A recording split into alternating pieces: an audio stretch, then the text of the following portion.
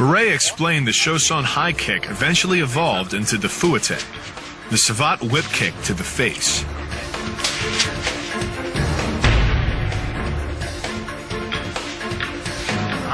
So this kick is more like a revolver as opposed to a grenade. It's not a wild, big kick. It's kind of point and shoot. It's tick, tick, attack. It's fast and to the point, right? Which is exactly the kind of kick we'll need against our savate champ.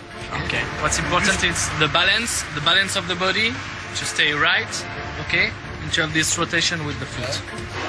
First, the hips pivot on the front leg, forming a solid whip handle. Then, the back leg's knee is bent upwards and projected towards the center line of the opponent. At the last second, the foot is snapped forward over the knee, like the end of a whip, and smacks into your opponent's face. This roundhouse kick is designed for maximum impact. With the powerful muscles of the thigh yanking the tendon over the knee, the foot accelerates from 0 to 21 miles per hour in just 1/3 of a second. Combine that with the reinforced shoe, and this kick can drive the nose bone back up into the brain.